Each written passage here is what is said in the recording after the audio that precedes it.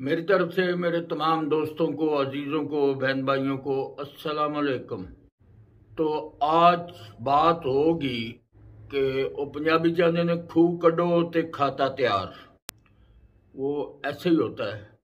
तो काफ़ी दिनों के बाद आज दोबारा मैं आपकी खिदमत में हाज़िर हुआ हूँ।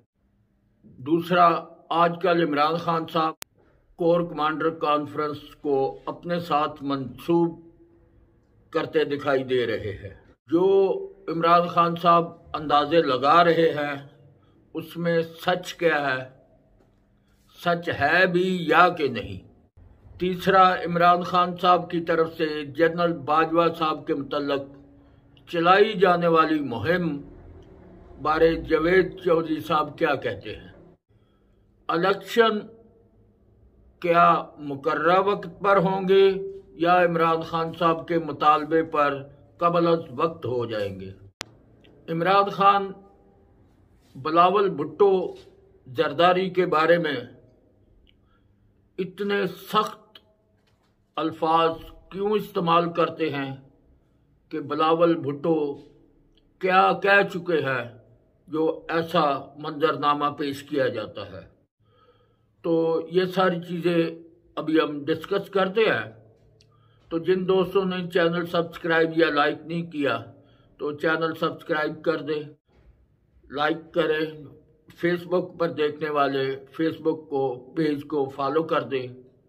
और अब शुरू करते हैं कि अगले मामलात तफसील के साथ एक एक करके मैं आपको बताऊंगा और अपनी अकल के मुताबिक उनकी वजाहत करूंगा। उम्मीद है दोस्तों को पसंद आएगी। तो सबसे पहले आते हैं जनरल बाजवा साहब के साथ। जावेद चौधरी साहब ने एक इंटरव्यू में बताया कि बाजवा साहब को इंतहाई दुख है कि उन पर गलत इल्जामात लगाए गए और जिन जायदादों से उनका तल्लक नहीं वो भी उनके साथ जोड़ दी गई, जिसकी वो फोरेंसिक रिपोर्ट आने पर कार्रवाई करेंगे। आगे चलते हैं। इमरान खान साहब की तरफ से कोर कमांडर कॉन्फ्रेंस का बहुत वावेला सुनाई दे रहा है और पीटीआई का दावा है कि कोर कमांडर कॉन्फ्रेंस में इमरान खान की गिरफ्तारी का मंसूबा बनाया गया है। हालांकि फौज की तरफ से मंसूबाबंदी हमेशा खुफिया होती है, जबकि इस वक्त फौज के लिए साबका दौर के खोले हुए कट्टे बांधने से ही फुर्सत नहीं मिल रही, जिसमें अफगानिस्तान बॉर्डर है, बलूचिस्तान में आए रोज की शहादतों का मसला है, मुल्क की मुआशी सूरत हाल है। ये सबसे बड़े मसाइल हैं फौज के लिए भी। ऐसे हालात में इमरान खान साहब आ बैल मुझे मार खुद ही उनकी कॉन्फ्रेंस को अपने साथ जोड़ रहे हैं, क्योंकि जो कुछ होना है वो हुकूमत की तरफ से होना है, ना कि फौज की तरफ से होना है। फौज तो कह चुकी है कि अब हमारा सियासी मामला से कोई अमल दखल नहीं और उस पर वो कारबंद भी है। अब खान साहब को वैसे एक खुली किताब नजर आ रही है, वो पहले ही उसका जो है वावेला और शोर मचा रहे हैं। हालांकि कोर कमांडर कॉन्फ्रेंस में ऐसी कोई बात सामने नहीं आई कि जो इनको डिस्कस किया गया हो। तो मैंने बताया उनके अपने ही बहुत मसाइल हैं। हमारे फौजी शहीद हो रहे हैं, बॉर्डरों पर आबादी है, मुल्क दुश्मन इस तरफ बैठा हुआ है। तो वो अब बिल्कुल प्रोफेशनल काम कर रहे हैं और उनका फौज का सियासत में आने का कोई इरादा नजर नहीं आ रहा और अल्लाह करे ऐसा ही होगा। अब आते हैं कि जब लॉन्ग मार्च की तैयारियां थी, आपको शायद मेरा वीलॉग सुनने वालों को पता होगा, मैंने एक वीलॉग में ये कहा था कि इलेक्शन इमरान खान की ख्वाहिश पर नहीं होंगे। तो पीटीआई के कुछ दोस्तों ने गुस्से का इजहार किया था। तो आज देख लें कि मेरा मौक़िफ़ दुरुस्त ही साबित हो रहा है कि हुकूमत में आने से कबल पीडीएम का ग्राफ ऊपर था, वो हुकूमत में आने से उनका ग्राफ नीचे आया है। तो पीडीएम इतनी बेवकूफ़ नहीं कि ग्राफ नीचे गिरा के हुकूमती मामला सीधे पधरे करके और इलेक्शन में फौरी तौर पर कबल अज वक्त चले जाएं और खान साहब को मौका दे दें कि ये जीत कर आकर हुकूमत कर ले, लिहाजा वो गैर कानूनी काम ना भी करे तो यही वक्त पर इलेक्शन कराना तो गैर कानूनी कोई मसला नहीं है। शक की बात है तो आपने इस्लामाबाद के बल्दियाती इलेक्शन देख ही लिए हैं कि जब बल्दियाती इलेक्शन नहीं हो पा रहे तो कौमी इलेक्शन कौन कराएगा। तो लिहाजा अब इसी तनहा पर गुजारा करना पड़ेगा। अब बिलावल भुट्टो जरदारी देखते हैं कि शेख रशीद और खान साहब बिलावल भुट्टो साहब से नफरत और हकारत क्यों करते हैं।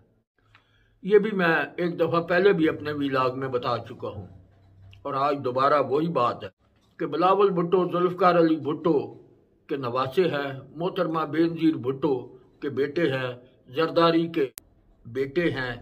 तो तजर्बा या नाम की तो उनको ज़रूरत नहीं है कि वो कहीं अपना तारफ़ कराएं और बताएं, और काबिलियत के लिहाज से भी हमने देखा है कि उसमें कोई शक नहीं है कि वो लायक हैं और सही सियासत।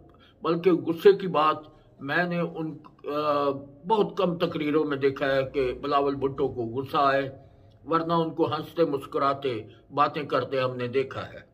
अगर बिलावल भुट्टो को गुस्सा आया था तो एक जलसे में पहले भी आया था, जब उन्होंने कहा था अगर मैं चाहूं तो इमरान खान टांग मार कर तुम्हारी हुकूमत गिरा सकता हूं। तो उस वक्त वो गिर गई थी हुकूमत। बाद में वो उनकी तकरीर ऑन रिकॉर्ड है।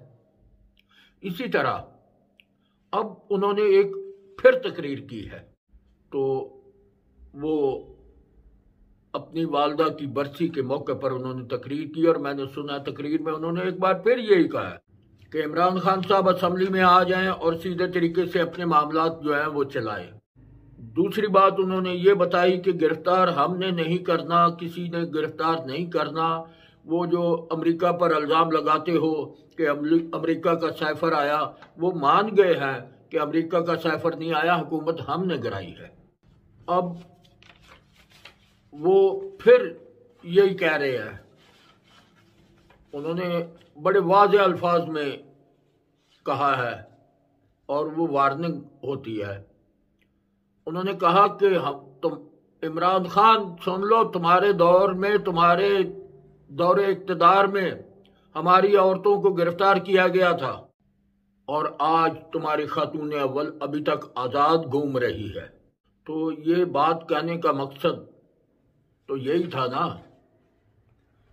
कि तुम्हारी खातून अव्वल आज़ाद घूम रही है, हमारी औरतें उस वक्त जेल में थी जब इमरान खान की हुकूमत थी।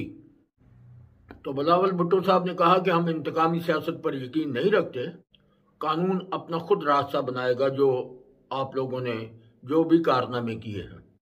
तो बहरकैफ इलेक्शन तो कबल अज वक्त बिल्कुल नहीं होंगे। अगर इमरान खान साहब सूझबूझ सियासत की थोड़ी बहुत रखते हैं, उनका ख्याल है कि माहौल बना हुआ है, महंगाई है मुल्क में और इलेक्शन कराऊं और दोबारा सीटें जीत के वजीर आज़म बन जाऊं, तो ऐसा होता नजर नहीं आ रहा। वो इतने तो बेवकूफ़ वो भी नहीं है कि वो माहौल बना के तो इलेक्शन जो है इनके लिए करा दें सिर्फ इसलिए कि पीटीआई जीत रही है। बल्कि हमें जो चीज़ नज़र आ रही है, अगले 5 साल तक भी वो ऐसा कोई मौका नहीं देंगे कि वो हुकूमत दे दें। ये तो खान साहब इलेक्शन की तारीख ले सके, क्योंकि इमरान खान साहब सीधी उंगली से घी निकाल रहे हैं और पीडीएम को पता चल गया है ये घी में उंगली नहीं डालने वाले, टेढ़ी उंगली नहीं करने वाले। वो आपने असम्बलियों से देख लिया कि वो धमकियां कि असम्बली तोड़ देंगे। जब उलझाव में पड़ गए तो कह दिया कि नहीं, मैं तो देखना चाहता था कि कौन कौन क्या किरदार अदा करता है। तो क्या किरदार अदा करता है वो पहले भी पता था। आप असम्बलियाँ सिर्फ धमकी दे रहे थे। खान साहब आप उनको ब्लैकमेल करके, आपका ख्याल था कि आपके ये जो मुकदमे वगैरह है इनके खौफ से वो पीछे हट जाए या कोई जो डील का मामला है वो हो जाए, लेकिन वो नहीं हो सका, क्योंकि वो भी आपको समझ चुके हैं, जैसा आप उनको समझ चुके हैं तो वो भी आपको समझ चुके हैं। उनको पता चल गया है कि आप जेल से बहुत खाइफ है, आप गिरफ्तारियों से खाइफ है। आपने लाहौर के अपनी रिहायशगाह को शाही किला बना लिया है। हालांकि ये चीज़ें जो हैं ये रियासत के अंदर रहते हुए काम नहीं आती हैं। इसके अलावा आप पंजाब की हुकूमत बिल्कुल नहीं तोड़ना चाहते। पंजाब की हुकूमत तोड़ के आप वफाक के रहमो करम पर हो जाएं, ये भी नहीं हो सकता, क्योंकि FIA, नैब वगैरह वगैरह, और ये जो पुलिस आपके पास है अब खान साहब, ये भी तो उस वक्त नहीं होगी जब आपकी हुकूमत नहीं होगी। तो आपको इसी तरह पे गुजारा करना होगा, वही आप आराम से करते जाएं, क्योंकि वो काम आप नहीं कर सकेंगे जिस उंगली से घी निकलता है, टेढ़ी उंगली आप नहीं करना चाहते। तो बाकी वैसे भी अगर कोई मशीन चल रही हो तो उसमें ऐसे खामखा बगैर टेक्निक के बंदा हाथ आगे करेगा तो वो हाथ तो नहीं बचेगा, मशीन रुक नहीं जाएगी, मशीन चलती रहेगी और वो नुकसान कर जाएगी। तो इस वक्त जो हालात बने हुए हैं वो इसी तरह के हैं कि अगर आप हाथ मशीन में देते हैं तो उसका नुकसान होना है, क्योंकि वो बिल्कुल जिस हालात पर हुकूमत इस वक्त जा रही है, मुल्क जिस सूरत हाल पे है, कोई भी इलेक्शन के मूड में नहीं है और ना इलेक्शन का कहेगा। वो जो कहा करते थे अब वो साइड पे हो गया है, वो बिल्कुल नहीं कहेंगे। तो जब वो नहीं कहेंगे तो जमहूरी हुकूमत जो है वो अपने मौके पर कायम रहेगी कि भाई हम वक्त पे इलेक्शन कराएंगे, कौन सा अभी ओवर स्टे हो गया है। तो इसलिए वो ऐसी बात में आते दिखाई नहीं दे रहे। तो इमरान खान साहब इन चीज़ों से वैसे भी परेशान है कि हामिद मीर साहब ने एक फंक्शन में इंकशाफ किया है। उनकी तकरीर को मैंने सुना, वो बता रहे थे कि इमरान खान साहब को हुकूमत बनाने की उस वक्त पेशकश की थी जब शहबाज शरीफ साहब ने इनकार कर दिया था, क्योंकि शहबाज शरीफ साहब को कायल किया जा रहा था कि वो नवाज शरीफ की यानी उनकी मर्जी के खिलाफ हुकूमत बना लें और वजीर मशीर भी इनकी मर्जी के लगाए, जिस पर शहबाज शरीफ साहब ने माजरत कर ली और उन्होंने बताया कि वो अपने भाई की मर्जी के खिलाफ हुकूमत में नहीं आ सकते और ना ही पार्टी की मर्जी के खिलाफ वजारतें देंगे किसी को। तो जब इनकार हो गया तो उन्होंने दूसरा ऑप्शन इमरान खान साहब थे, तो उन्होंने चलाया 3.5 साल। हामिद मीर साहब के मुताबिक वो कह रहे थे वो उन्होंने 3.5 साल कोशिश की कि ये मशीन अपना काम शुरू कर दे, लेकिन जब 3.5 साल तक वो अपना काम नहीं कर सकी तो उसके बाद बिल आखिर वो पुरानी तरह पे काम करना पड़ा और न्यूट्रल होना पड़ा, साइड पे होना पड़ा। सियासतदानों को खुली छुट्टी दी कि अब आप लोग सियासत करें, हम अपना प्रोफेशन जो हमारा काम है हम वो करेंगे, हम यहाँ मदाखलत नहीं करेंगे। तो जब वो पीछे हटे तो आज बिलावल भुट्टो ने कह दिया ना कि कौन सा साइफर और कौन सी कोई बात हुकूमत फौज ने नहीं हमने गिराई है, वो मान रहे हैं इस बात को। तो वो कह रहे हैं कि अमेरिका का कोई अमल दखल नहीं, फौज का कोई अमल दखल नहीं, हमने बाज़ाब्ता तरीके से हुकूमत गिराई है। तो बाहर का इलेक्शन का तो सबको पता चल गया है कि इलेक्शन मुकर्रर वक्त पर ही होंगे या उससे लेट हो सकते हैं, पहले कभी नहीं होंगे।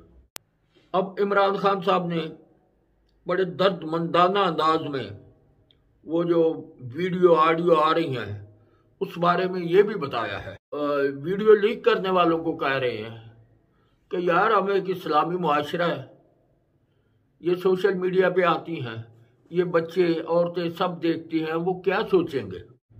तो बाहर का उनकी 100% नहीं 1000% बात दुरुस्त है, लेकिन ये रस्म तो चल निकली है पहले से।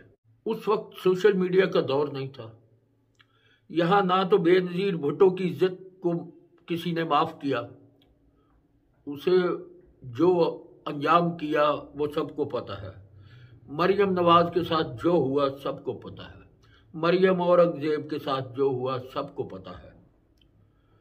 अब जब ये सारा कुछ इससे पहले हो चुका है और ये पिछले दौर में, मैं कई दफ़ा कहा करता हूँ कि खान साहब अपना किबला दुरुस्त कर लें तो शायद ये जो पकड़ में आए हुए हैं इससे कोई छुटकारा मिल सके।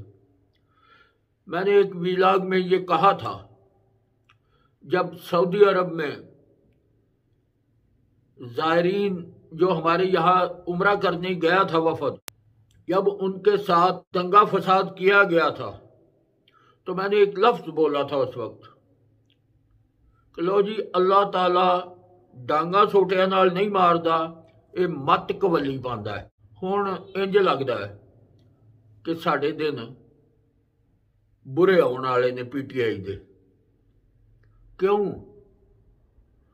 कि खाना खुदा दे विच, खाना काबा दे विच जिहड़ी एहतराम दी जगह है, वो खाना काबा हजरत इमाम हुसैन अलैहिस्सलाम, लाखों सलाम उन पर, जब उनको पता चला कि मुझे खाने काबे में शहीद किया जाएगा या जंग का कोई मौजू बना रहे हैं, तो नवासा रसूल खाना काबा छोड़कर करबला की वादियों में जाकर उन्होंने अपनी जान के नजराने दिए।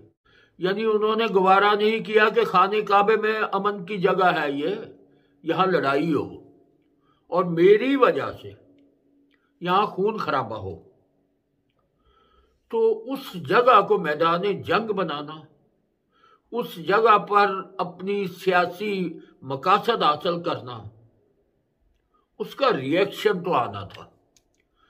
अब कोई मजहब के साथ कितना मुंसलक है या कितना किसी का यकीन है, मैं तो बहसियत एक तालिब इल्म, इस्लाम का तालिब इल्म हूँ। मेरी अकल ने तो, मैंने अपना वीलाग किया वो ऑन रिकॉर्ड है, मैंने ये उस वक्त कह दिया था कि इमरान खान साहब गलती कर गए हो, आपने जो काम कर लिया है इसका खमियाजा तो भुगतना पड़ेगा। तो वो आप देख लें अब क्या हो रहा है। खुद बहुत माहौल बनता जा रहा है, खुद बहुत मामला ठीक होते जा रहे हैं। ये वहां से ही माफी मिलेगी, उधर से ही खाने काबे से, उधर से माफी है, वहां माफी मिलेगी। और रवायती उम्रे नहीं, गलती का इतराफ करके वहां माफी मांगनी चाहिए परवरदिगार से कि या बारी ताला, रोजा रसूल साथ है, वहां वो सब कुछ माफ कर देते हैं। उनसे माफी मांगनी चाहिए कि हमसे गलती हो गई है, लेकिन वो तो आज तक भी गलती नहीं मान रहे होंगे ना। वो सजा तो किसी लोगों के बेटों ने, बच्चों ने भुगती है। चलो वजीर आजम ने जाके उनको माफ़ी दे दी थी, माफ़ी दिलवा दी थी, तो वो एक अलग बात है। वैसे वो घूम रहा है मसला, वो नहीं छूटने वाला। जो अहले ईमान है उनको समझ आया कि वहां पर गुस्ताखी करने का अंजाम तबाही है, तो लिहाजा इसके साथ ही मैं इजाज़त चाहता हूँ। दोस्तों को अगर वीलाग पसंद आया हो, लाइक करें, शेयर करें। शुक्रिया। खुदा हाफिज़। पाकिस्तान जिंदाबाद।